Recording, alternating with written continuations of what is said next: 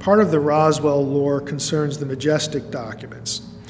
Now, these are a set, and there's actually quite a number of them at this point, a set of documents that supposedly are official government documents that someone, or maybe several people, have secretly leaked to the public that detail our government's knowledge of extraterrestrial realities, crashed UFOs, alien bodies, even live aliens having meetings and agreements drawn up between us and them. All sorts of things like that that you'd normally see in the movies. You can find in the Majestic documents. Now, most people who take UFO research seriously reject the Majestic documents, and it's really a question of provenance. Now, what I mean by that is, where do they come from? The Majestic documents literally showed up in the mailbox of a couple of reporters on microfilm. They were leaked. And so the question immediately comes into play, well, are these genuine? How do we know we're not being set up? How do we know we're not being played? And because of that, there's always been a question over them. But that isn't where it ends. The Majestic documents are also suspicious because of the people, in some cases, who received them, and also people on the inside of the government that tried to promote their content have, in the decades since they first appeared, come forth and said, yeah, I was paid by the government to do disinformation, or yes, I was paid by the government to infiltrate UFO groups and put out this information and see what the response was. So the documents have a very, very suspicious history as disinformation. Now, I personally, my attachment to the Majestic documents was, I'm the only person to date that has had any of these documents tested by a forensic linguist. I have a friend, her name is Carol Chasky, and people can go to my website, drmsh.com, and put in Roswell to the search engine. You'll find a page where I have a link to the result of her research into these documents. Carol is a forensic linguist. Her specialty is something called authorship attribution. She's made a career of this. She's the person who shows up in court cases validating whether a person wrote a particular document or not. She wrote her own software to do it as part of her doctoral dissertation. She's a leader in the field. I proposed to her at one point, hey, let's take some of the Majestic documents, the ones that have a claimed authorship, some signature at the end, and let's test them. So we did that. There were 8 or 9 that we pulled out, famous people in the military, presidents and whatnot, that had an authorship attribution to a document, and we tested them against known documents that those people actually did write, where there's no question. And what Carol does, what her software does, is it doesn't test for things like vocabulary, because anybody can learn the vocabulary of a field and fake a document. What it does is it tests how writers use words that you never think about, like conjunctions, like prepositions. It tests for the use of punctuation. It tests sentence patterns, things that the mind subconsciously does in the course of writing. She compares the known with the unknown. And all of the documents that we tested, except for one, failed. They were not written by the people they were claimed to have been written by. And the one that passed doesn't have anything dramatic in it about alien bodies or crashed UFOs or anything like that. It's just one of the more innocuous Majestic documents. So in view of all of that, I think that the Roswell incident, again, should be viewed not as a good example of a genuine extraterrestrial reality. It's highly suspicious and also very explainable by other means.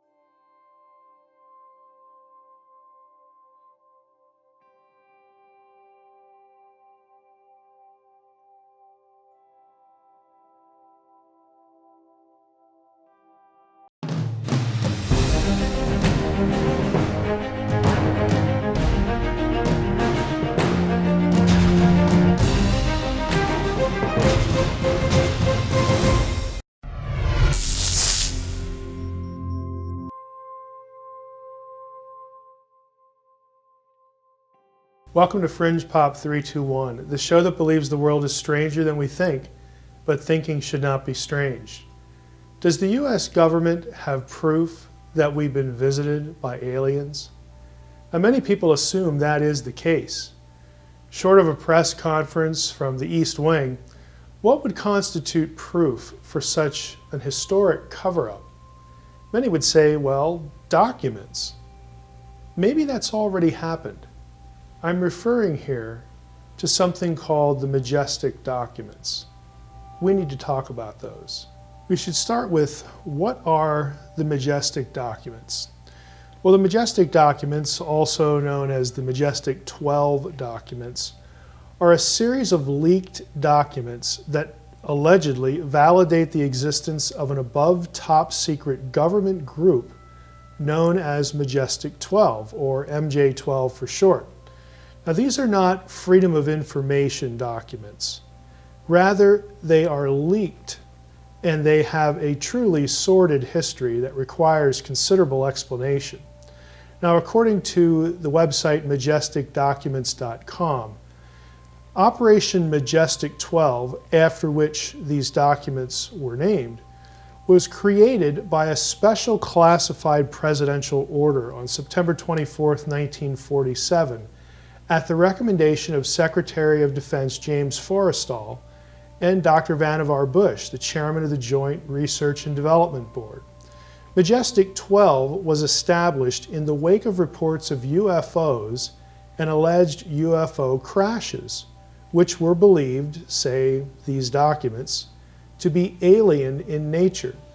Now, specifically, the recovery of crashed objects in the state of New Mexico between July 4th and July 6th in 1947 caused the Chief of Staff of the Army Air Force's Interplanetary Phenomenon Unit to initiate a thorough investigation. Now, the IPU had been formed earlier in 1942 in response to 2 crashes in the Los Angeles area in late February of that year.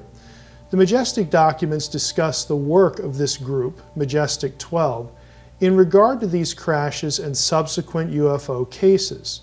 They contain statements that the U.S. government obtained alien bodies, extraterrestrial craft debris, and then hid that evidence from the public.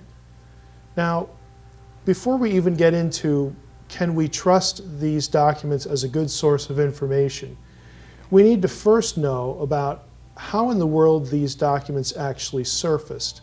How were they leaked? Because again, as I mentioned earlier, these documents have a truly sordid history. Now, the story of the Majestic Documents begins in 1984.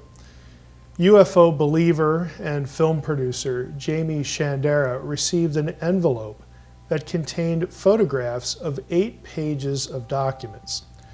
Now, these were purported to be briefing papers describing Operation Majestic 12. They revealed a secret committee of 12, MJ12, supposedly authorized by President Harry S. Truman in 1952. They gave the names of MJ12 members, and they detailed the crash of an alien spacecraft at Roswell, New Mexico in 1947. The documents further explained that bodies and alien technology were recovered and how the matter was concealed from the public. MJ12, again this mysterious group, was tasked with exploiting the technology. Now, Shandera had 2 colleagues involved in studying the leaked documents, Stanton Friedman and William Moore.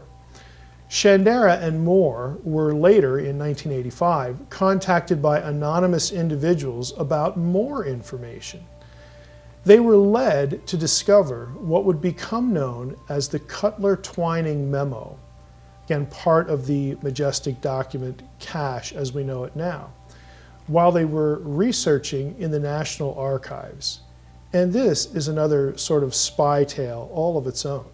Shandera and Moore received postcards postmarked New Zealand with a return address of Box 189, Addis Ababa, Ethiopia. The postcards contained cryptic messages referring to Reese's Pieces, the candy, and Suitland. Now, The two colleagues assumed that this was code language, but they never solved the mystery of the language. A few months later, in an apparent coincidence, Friedman asked Moore and Shandera to examine newly declassified Air Force documents at the National Archives repository in Suitland, Maryland. The head archivist was named Ed Reese, and so they started to put the language together. During their visit to the National Archives, Shandera and Moore discovered the Cutler-Twining memo, dated July 14, 1954. It turned up in box 189. Recall the language on the postcards, box 189, Addis Ababa, Ethiopia. Now, the circumstances of the discovery of this memo has led most UFO researchers to see it as a deliberately planted document. The Cutler-Twining memo lacked, for instance, distinctive archive catalog numbers. Therefore, it appeared to be planted in some way. Admittedly, though, it would be very difficult to pull that off because of security protocols in place at the National Archives. Moore and Shandera were accused by some of a hoax, nevertheless. Now, Friedman defended them by noting that the Cutler-Twining memo was not a picture. It was on original onion skin paper, widely used by the government at that time. Subsequent research by skeptic Philip Klass, however, showed that Nathan Twining was actually out of the country at the time he supposedly wrote the Cutler-Twining memo. Nevertheless, today, some still defend it as one of the allegedly authentic Majestic 12 documents. Believe it or not, the story of the Majestic 12 document leaks gets even shadier and murkier than that. After those events, another UFO researcher and filmmaker, Linda Moulton Howe, was contacted by a man named Richard Doty. Doty worked for the AFOSI, the Air Force Office of Special Investigations. He told Howe that the MJ-12 story was true and promised her film footage of an actual alien. Now, it turns out that Doty was a skilled disinformation agent. He's infamous in the UFO community for this episode with Howe and for feeding disinformation about UFOs to a person named Paul Benowitz, a physicist and inventor who lived in Albuquerque, New Mexico. Benowitz was fed a variety of stories by Doty about alien visitation and UFOs, and eventually Benowitz was literally driven insane. He had to be institutionalized at the end of his involvement with Doty. The FBI eventually got involved and conducted their own investigation of the Majestic documents and this whole story. They, of course, believed that the documents were frauds. In 1996, a document called the MJ-12 Special Operations Manual was leaked. This manual was ostensibly about how to deal with crash retrievals and what to do with alien bodies. It was a set of protocols. In 1989, William Moore shocked the UFO community when he confessed at a MUFON conference, MUFON stands for the Mutual UFO Network, that he had begun meeting with Richard Doty as far back as 1981 for what he thought would be insider information from Doty in exchange for giving Doty information about members of MUFON. Now, this was before the first MJ-12 document leak. If he was meeting with Doty as far back as 1981, that precedes the leakage of these documents, which is highly suspicious. 1981 is also prior to what happened to Paul Benowitz. So Doty had already been involved in the UFO community in some very suspicious and sinister ways. And he was meeting with Moore, one of the three individuals who wound up getting access to the leaked Majestic documents. Again, the circumstances are highly suspicious. Moore partnered with Shandera, again, before the leaks, to produce a UFO documentary. So when we get the leak of the Majestic documents, for the very first time, it was a little more than convenient. in light of all the things that were going on that the public only began to know about in 1989 with Moore's Confession. Now, Moore's Confession made him a Benedict Arnold in UFO circles, which is no surprise. It casts even more doubt, because of Doty, on the MJ-12 documents. Again, these documents are not obtained by Freedom of Information Act requests. They are all leaked in very suspicious circumstances by individuals that had a long and sinister history with planting disinformation and frankly lying to the UFO community. Now, in addition to the very questionable provenance of the Majestic documents, they have not done well under forensic linguistic testing. Now, forensic testing of a non-linguistic nature has produced more in their favor than the linguistic analysis. But a good forger could produce what looks like an authentic document. But you can't fake the linguistic testing that I had done on these documents several years ago. I say I because I am the person who initiated a forensic linguistic analysis of the Majestic documents. I solicited the help of Dr. Carol Chasky to test the Majestic documents in some very special ways. Dr. Chasky agreed to apply her cutting-edge computational methods on authorship attribution to a range of Majestic documents which included a signature. In other words, they had a named author.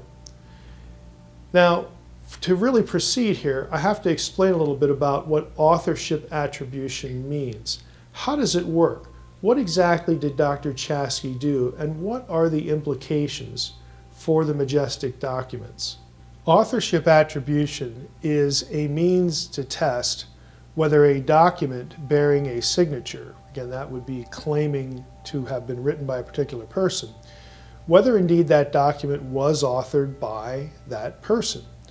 Now, Dr. Carol Chasky uses her methods to do this on a regular basis. She has tested authorship attribution on documents in hundreds of court cases. She literally makes her living doing this, and her methods and her results have to hold up in court.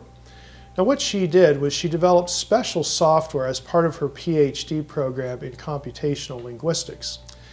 And she tests, using the software, written documents for certain patterns. Now, what she's not looking for is vocabulary. A dedicated forger could learn the vocabulary of the particular person that he wanted to forge a document and then have that, attributed to that person with, enough effort. For instance, if I was a forger and I wanted to forge a document and then make it look like a biologist wrote that document, I would be able to learn the language of that particular field, given enough time, again, given enough dedication. It's easy to sort of learn the lingo there and then use it to forge a document. That is not what authorship attribution looks for. What Dr. Chasky's software does is it looks for unconscious patterns. Words that we don't think about, like function words, prepositions, conjunctions. They are used no matter what field a person works in. Things like word order and syntax, even punctuation. These are all things that writers don't consciously think about, but that they use in patterned ways over the course of their writing. Now, procedurally, what we did was we took Majestic documents that had a signature, some author attributed to them. We digitized those, and then we digitized a group of known undisputed documents authored by the claimed author or authors. There were more than one author in what we tested.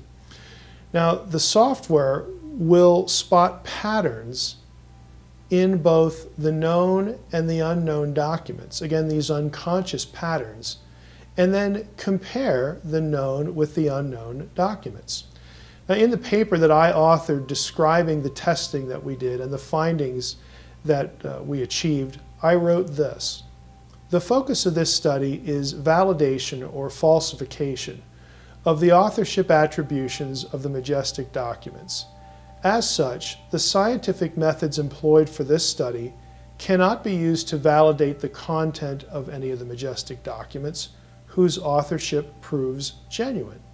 The computational methods of the research cannot determine the truth of written content. It can only determine whether or not that content was written by the attributed author. Refutation of attributed authorship would prove a document is a forgery, and so the content of that document would therefore be considered spurious. Now, we tested 17 Majestic documents in all. All 17 had an attributed author. Some of these documents are among the most explosive in terms of their content. For example, they discuss extraterrestrial bodies at crash sites, that sort of thing.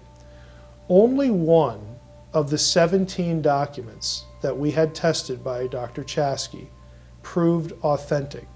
And interestingly enough, it was very innocuous when it came to content. It was not a document that had anything to do with alien bodies or crashes of UFOs or anything like that. So the final result of the linguistic testing that we had done is that the most explosive documents for whom authorship was claimed were bogus.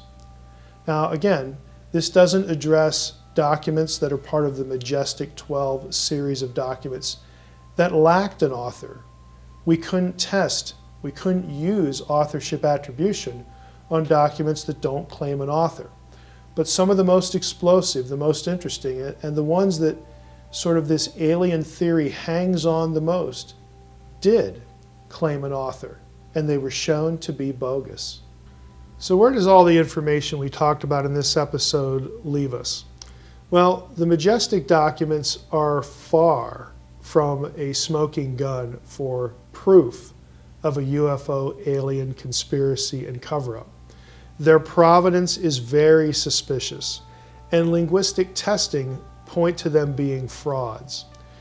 Actually, there are more interesting documents when it comes to UFOs, and we'll get to some of those in other episodes. Thanks for watching Fringe Pop 321. Please visit our website for source materials on this episode and others, and come back and watch again, because what you know may not be so.